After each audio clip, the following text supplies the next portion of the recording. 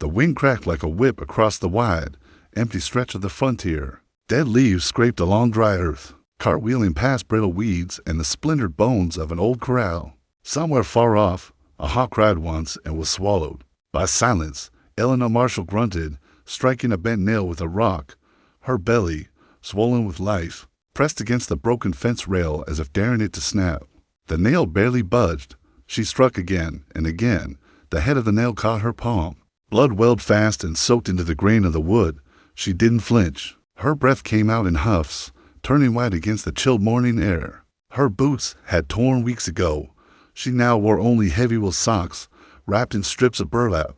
Her coat, her husband's old mining jacket, had been lost during a windstorm. That tore half the barn roof clean off, all that remained between her and the sky was a faded dress, a wool shawl stretched to thin and stubbornness. The nail finally sank into the post. She leaned on it, catching her breath. Behind her, the wind hissed through dry branches. A distant cloud line churned low and black. Storm was rolling in from the west. Again, Eleanor wiped her bleeding hand on the side of her skirt. The baby kicked, low and sharp. She winced, pressing the hand beneath her belly. "That's enough," she whispered. "Half to the child, half to the fence. We're still here. That's all that matters." But even she didn't believe it. 3 months had passed since Paul was buried behind the house. 3 months since the ground had been too cold to dig proper, and she'd had to pour hot water and tears just to make room for the box. He'd gone to the mine one morning and never returned. They said the cave-in was fast, merciful, but mercy didn't pay debts. Mercy didn't feed chickens or patch roofs or mend fences. Mercy didn't keep the wolves out at night.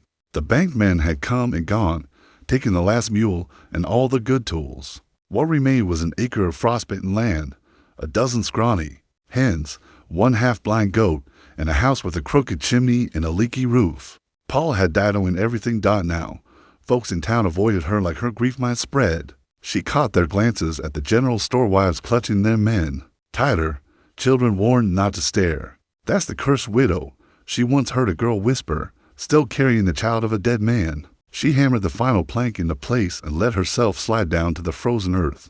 Back against the post, her hands trembled, her lips were cracked. She hadn't eaten since yesterday a hard biscuit and the last of the root cellar potatoes. Her firewood was nearly gone, and the logs she managed to drag inside were damp. More smoke than heat dot above. Gray clouds moved like soldiers across a sky that held no warmth. Thunder rumbled, low and hollow, like a warning, the smell of coming. Rain mixed with something sharper animal musk. A growl. Eleanor's eyes darted to the fence line. A coyote, gaunt and limping, watched her from beyond the clearing. Its ribs stuck out like broken rafters. Yellow eyes locked with hers. It took a step closer. She grabbed a rock and flung it. It missed by a foot, but the coyote turned and slunk away into the brush. Slow, like it knew it could return any time, Eleanor stood, wavering, hand to her back. Her body ached. Every inch of her screamed for rest, but the storm was closing in fast, and there was still would bring in wet or not. Inside the cabin, the fire barely clung to life. Smoke curled from the hearth, hugging the ceiling. She tossed onto damp logs and watched steam hiss upward like ghosts. She lay down beside the hearth on a pile of worn quilts. Rain tapped on the roof like fingers. The baby shifted inside her restless, waiting. She curled around her belly like a question mark. She closed her eyes, whispering, "You'll stay with me, won't you?" No answer. Of course. Just the wind outside and the groan of the rafters. Sleep took her in fits, sometime deep into the night. She woke from a dream of Paul, his voice calling from the barn, clear and sharp, as if nothing had changed. She staggered to her feet, lit a stub of candle, and stepped outside. Rain had stopped. Mud clung to her feet. The wind had shifted, colder now and meaner, and there, on the ridge behind the field, just beneath the silhouetted arms of a dead tree, was a man on horseback. He sat like a shadow, unmoving, watching the house. Eleanor stepped back instinctively, clutching the shawl around her shoulders. The rider didn't come forward, didn't raise a hand. After a long, still moment, he turned his horse and disappeared into the trees as the thunder growled. Again, deeper than before, she stared after him until the candle went out in her fingers. She didn't sleep again that night, not because of the storm, but because, for the first time in months, someone had seen her. Asterisk, asterisk, the sun crawled slow across the frostbitten hills, bleeding gold through dust and dry air. A hawk wheeled overhead, but nothing else moved on the wide, open plains.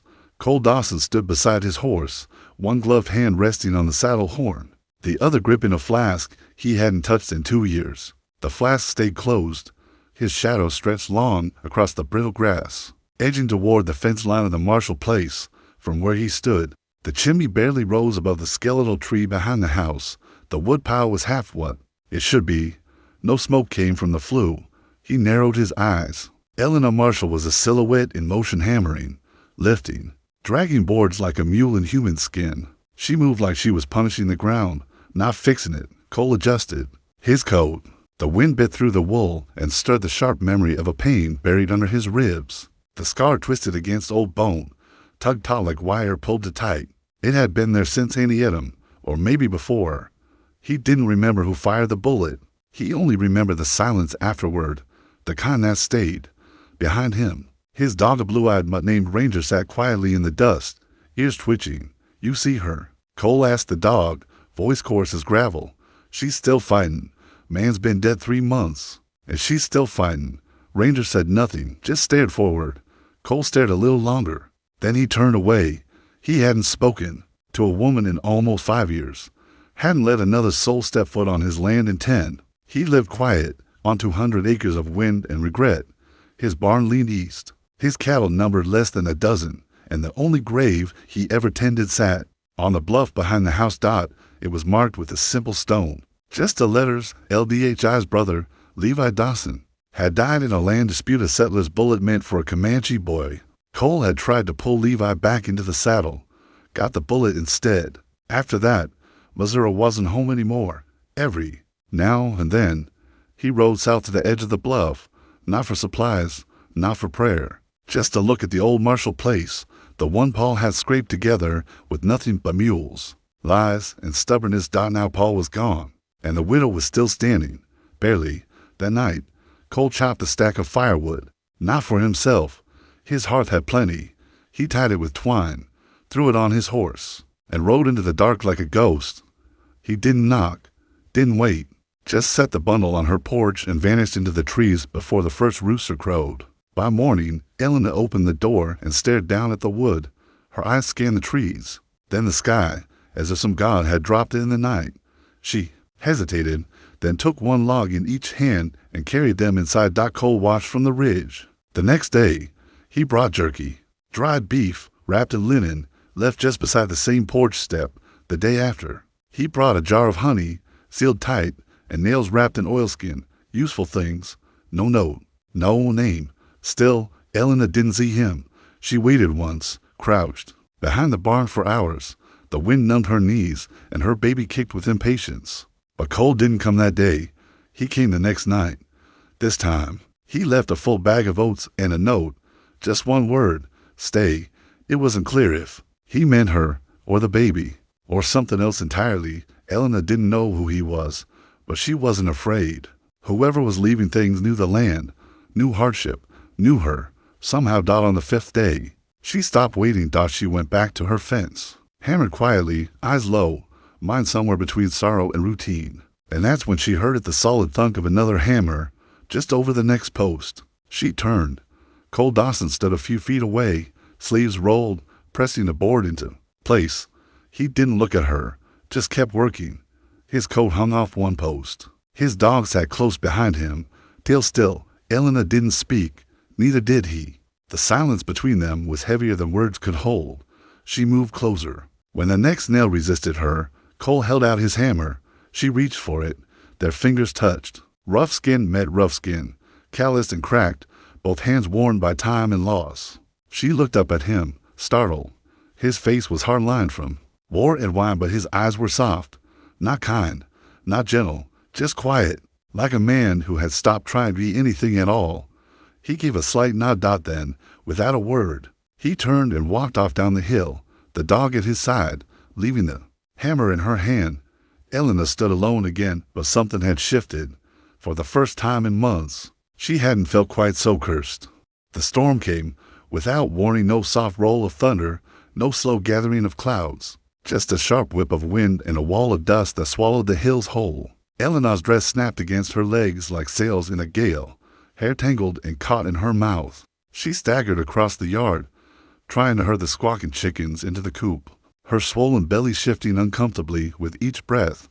Feathers tore through the air, and the sky turned the color of old parchment. One hen bolted toward the barn. Elena chased, shouting hoarsely into the howling wind. Then dashed hands, firm and sudden, gripped her arm. "You'll die out here." It was the first full sentence he'd ever spoken to her. Cole Dawson's face was half covered by a scarf, but his eyes cut through the dust sharp, steady. He pulled her back toward the cabin without waiting for permission. She didn't fight him.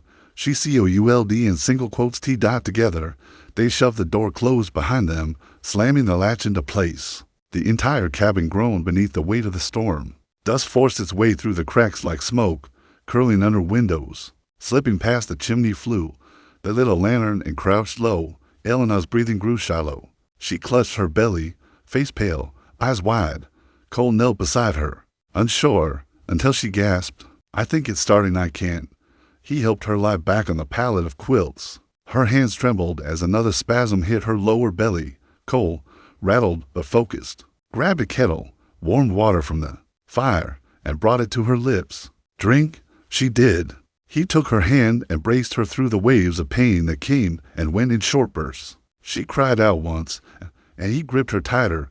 Minutes passed like hours. Then dashed stillness. Elena let out a breath that trembled at the edges. False alarm, she whispered. "It's not time yet."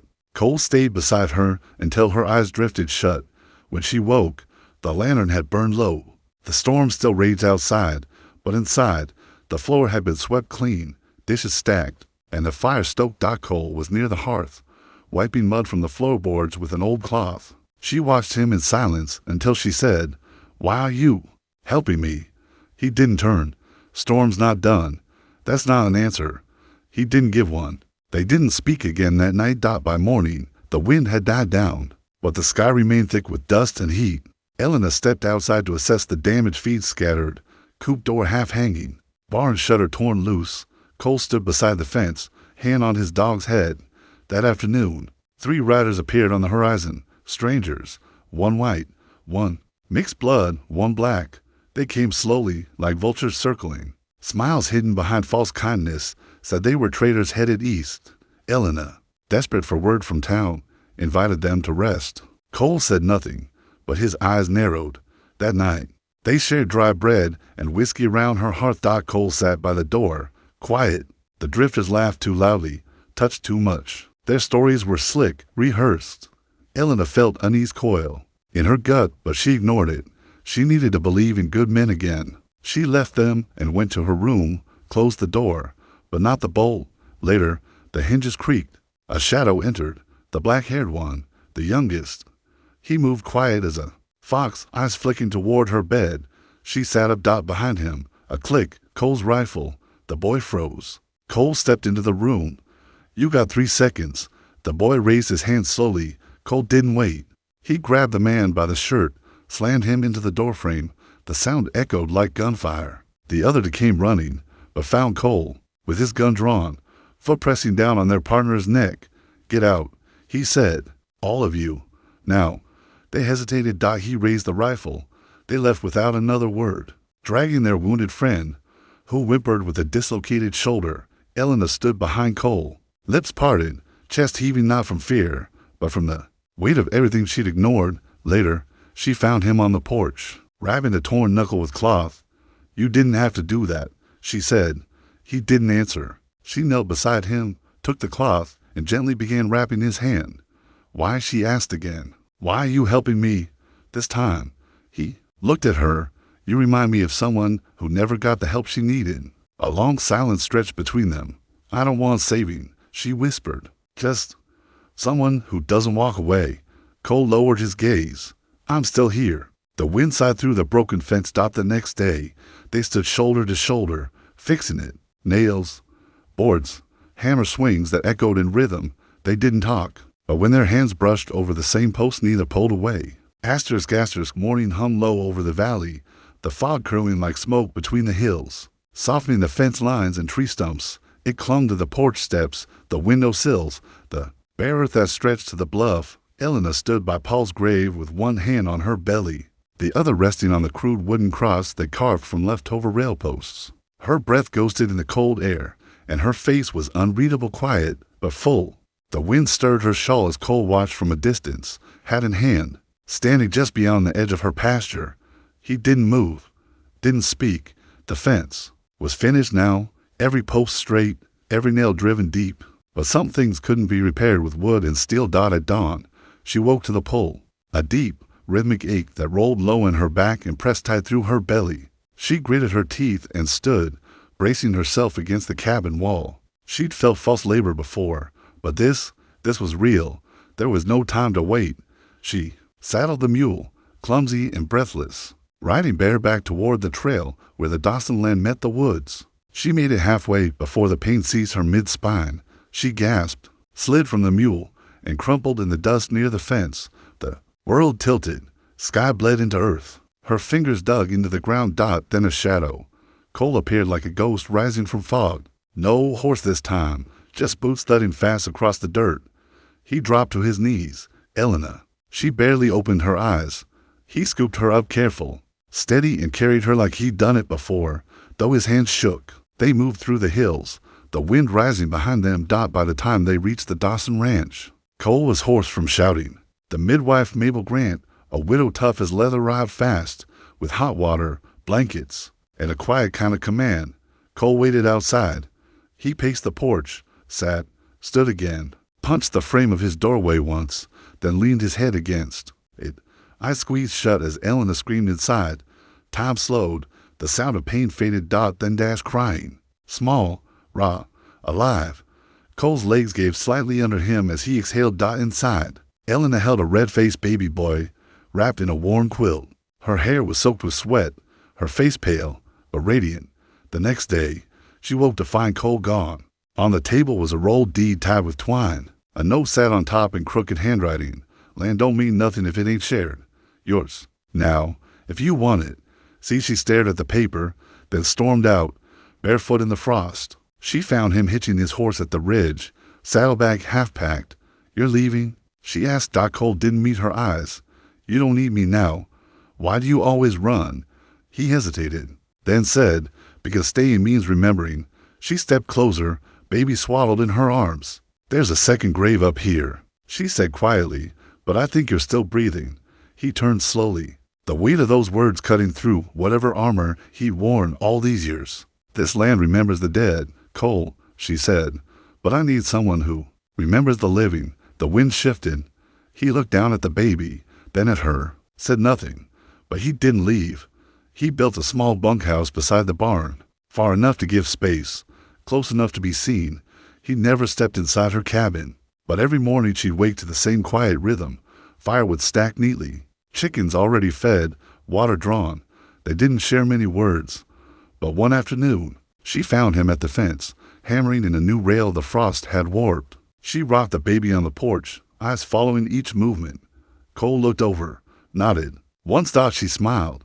There was silence between them, but not emptiness. Just two souls who had buried too much finding, at last, something worth growing. Sometimes the hardest fences to fix are the ones inside us. If this story moved you, share it. Leave a comment about someone who helped you rebuild. And don't forget to subscribe for more frontier tales of strength, loss, and hope. Your support keeps these stories alive.